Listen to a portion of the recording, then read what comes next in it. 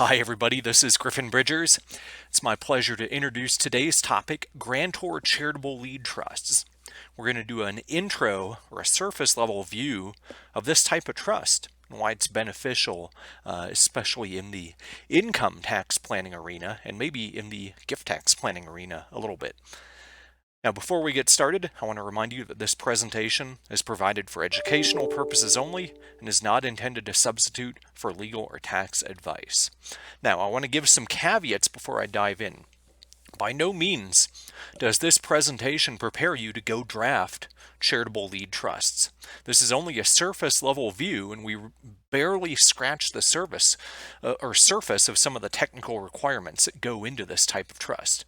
But on this channel, I'm all about estate planning ideas and tax planning ideas, so my intent is to give you just enough here that you can see the value of this for you or your clients from a tax planning perspective and pursue this with the right professionals who can advise you. So what is a charitable lead trust to begin with? Well, to back up a little bit, it's a type of trust that's known as a split interest trust, where you have one or more charitable beneficiaries and non-charitable beneficiaries who have concurrent but not overlapping interests. So either way, with a split interest trust, you have you typically with any trust have an income stream and then a remainder.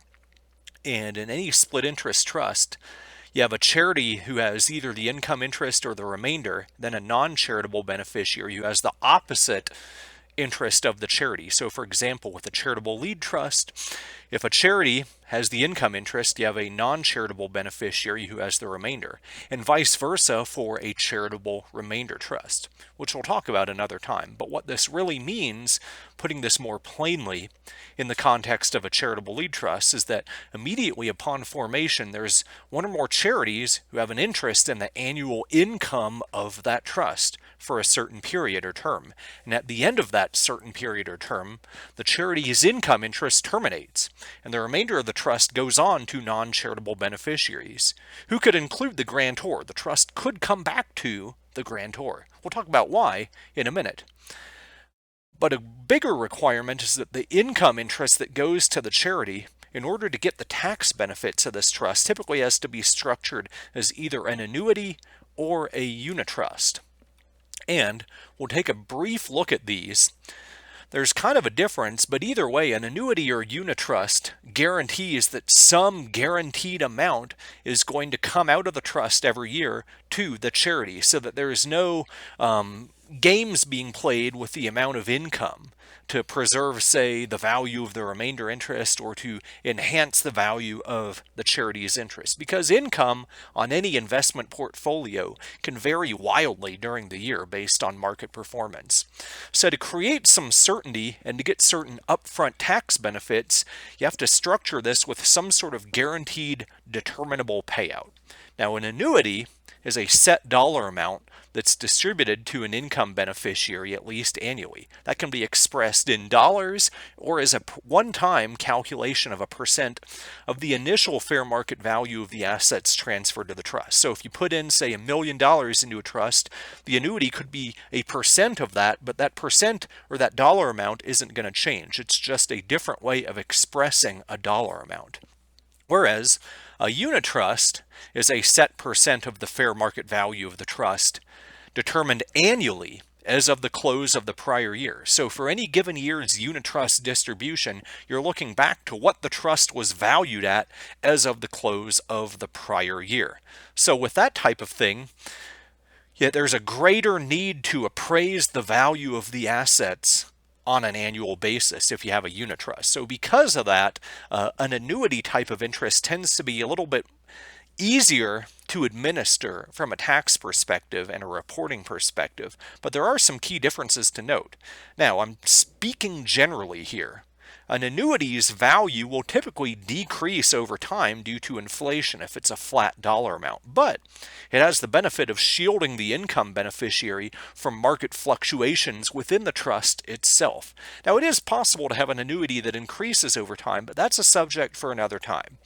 A unit trust is the opposite. It eases that inflation exposure, but it does so by exposing the income beneficiary to market fluctuations in the trust. Because remember, you're always getting an income distribution based on the fair market value of the trust at the close of the prior year. So if the trust goes up in value, you get a greater unit trust distribution. But if it goes down in value, you get a lower unit trust distribution. And typically, this doesn't always correlate to income. There are some exceptions with a charitable remainder unit trust, which is a subject for another time. But typically, if the income is less than the annuity or the unit trust, you must dip into the principal of the trust. But also, typically, from the other perspective, if the income is greater than the annuity or unit trust, there's no need to dip into that. It gets preserved with it or held within the trust itself. But ultimately, the annuity or unit trust amount, when it's made up of income that's within the trust or deferred, will be taxed once it's actually distributed, if it's distributed to a non-charitable beneficiary. In this case, with a charitable lead trust, the benefit of the income is going to a charity, but with a catch here that we'll talk about. We're going to look at a grantor charitable lead trust. And we're going to give an example here with a grantor charitable lead annuity trust. So in this case, you might have a grantor who sets up a 5-year charitable lead trust, naming a handful of public charities as beneficiaries. And that grantor might put in $1 million and maybe create a 5% annual annuity. So that's 5% of that initial upfront $1 million going in. So what this means is every year, 5% of that million, or 50,000, will be distributed to the charities, typically split amongst them equally. And at the end of the 5 years, when the trust is drafted, the grantor can determine whether the remainder goes on to other non-charitable beneficiaries or comes back to the grantor. Now there's some different tax nuances to each of these outcomes, but for the time being, we're going to assume that this comes back to the grantor. And there's a special benefit and reason why you might want to do this. It creates what's known as a grantor trust. So in the context of grantor charitable lead trusts, what this means is that the income of the trust is taxed to the grantor every year instead of being taxed to the trust or to the recipient of that income. Now there's a hidden benefit here that you get when a charitable lead trust is also a grantor trust, in that you get to deduct the discounted value of all anticipated charitable income distributions over the life of the trust in the year that the trust is created. The grantor gets this accelerated tax deduction. So the question first and foremost is, how do you make this a grantor trust? There's 2 ways you can do it typically. This isn't all inclusive, but these are the typical ways. One, you create a reversion where, at the end of the 5-year term in our example, the trust would go back to the grantor or to the grantor's estate if the grantor is deceased at the time. Alternatively, you could create a power of substitution where the grantor could exchange assets of equivalent value between themselves and the trust. Now, there are some benefits here in that with any charitable lead trust with no reversion, you get the benefit of gifting assets to the non-charitable remainder beneficiaries at a discounted gift tax cost. Now, the amount of that discount will move in proportion to both the 75/20 rate that applies to the trust, that's the discount rate that you use to calculate the value of what's actually going to charity versus to the non-charitable remainder beneficiary. And it'll also vary based on the amount of the annual distribution as well. The greater the annual distribution, the less will be left to go to the non-charitable beneficiaries, thus the lower the gift tax cost.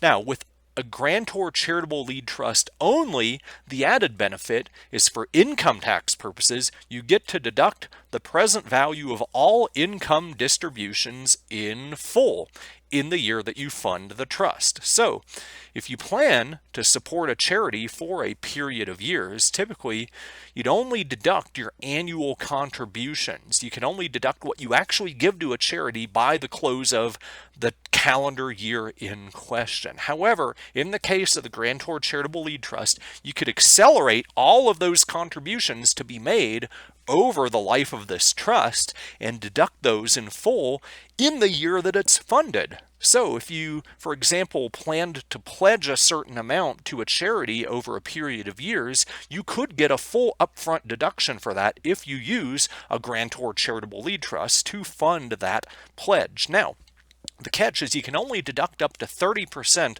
of your adjusted gross income, and any amount over that 30% would have to carry over to up to the next 5 following years anyway. So you need to be intentional about planning around that limit, but this could be a helpful tool in years where you have a higher income event. Now there's a catch here.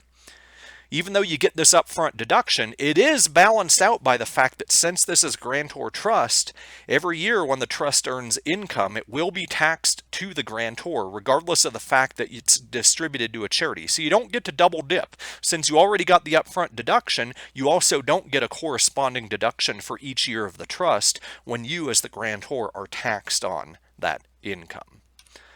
So here's a quick example, going back to our five-year charitable lead annuity Grantor Trust. So if it were funded in February of 2022, our 75/20 rate is going to be 1.6%. So going to IRS Table B, which gives us term certain factors, since this has a 5-year term certain, what we get is a factor that says if 5 years of annual annuities are to be paid, the annuity factor is 4.7687. That's what we multiply by the annuity dollar amount, and what that gives us is the discounted value of those annuities over that 5-year period accelerated to 2022, and that discounted amount is $238,435. So what this means is that over the life of the trust, it's going to make $250,000 worth of distributions to charity, but we get to accelerate that up to this year, and while we don't get to deduct the full $250, we have to discount it some. We only take an $11,000 and change haircut on that, so we still get to deduct $238,435 this year, with the caveat that every year that income will still be taxed to the grantor. So it's not quite as I guess advantageous as it seems at first glance. Now, if there was no reversion, what we could also do is subtract that $238,000 and change from the $1 million going into the trust to give us a remainder gift value of $761,565 going to non-charitable beneficiaries. Now, there are many catches. I've already said one, which is the income of the Grantor Charitable Lead Trust will be taxed to the grantor every single year with no offsetting deduction because you already got the deduction up front. Now, depending on how the trust is set up, if the grantor dies during the trust term, then the remainder of the Charitable Lead Trust at its then fair market value might be includable in the grantor's gross estate for estate tax purposes. So that's inconsequential if your estate isn't over the exclusion amount, which is now $12 million and change. But if it is over that amount, then you could have an estate tax issue. Now, obviously, you get an offset, maybe minus the recalculated charitable income distributions over the balance of the trust term after the grantor's death. But either way, you're going to have to start assuming that all of that trust is included in the grantor's gross estate if the grantor had a reversion, if the grantor was the trustee, or even if the grantor wasn't the trustee but had the power to change the charities who can receive income every year, which you can retain that power to, but there is an estate tax cost to it. Another point is that if the grantor trust status is terminated early, a portion of the deduction that the grantor got in the first year of the trust could be clawed back. And the reason for that is that you don't get an upfront deduction if you have a non-grantor charitable lead trust. Instead, the income is taxed to the trust itself, but is deducted, and the trust gets the charitable income tax deduction in the case of a non-grantor charitable lead trust. So the non-grantor charitable lead trust tends to be more of a play for the gift tax leveraging benefit we saw on this first bullet point back a couple slides ago. Now, the charitable lead trust is still a private foundation in the eyes of the IRS and is subject to many of the prohibitions and excise taxes relating to that type of status. So you can engage in self-dealing and a variety of other things. There's a limit on how much the charitable lead trust can hold in terms of business assets. There's a lot of other restrictions which we won't get into. And then finally, the form of the trust should substantially follow what is given in IRS guidance. In fact, if you look to Revenue Procedures 2007-45 and 2007-46, the IRS serves you up on a silver platter the terms for a charitable lead trust, grantor and non-grantor. So with all of those types of forms out there, it's pretty, I wouldn't say it's easy to draft this, but you at least have the skeleton. You still have to adapt it for your needs and know what language within those revenue procedures to use, and it's easy to goof that up. And you still have to be able to adapt it for state law purposes as well to make sure you have a valid trust for state law purposes. But those are Grantor Charitable Lead Trusts in a nutshell. Lots of benefits, but also lots of catches. So my intent is to provide a balanced view here that don't always just focus on the benefits, focus on the detriments, and be able to articulate those to your client. As always, if you have questions or topic suggestions, you can email those to me at griffin.bridgers@gmail.com with the caveat that I cannot give tax or legal advice in response to your questions. But thank you again for listening to this video and presentation, and I look forward to seeing you in my future content.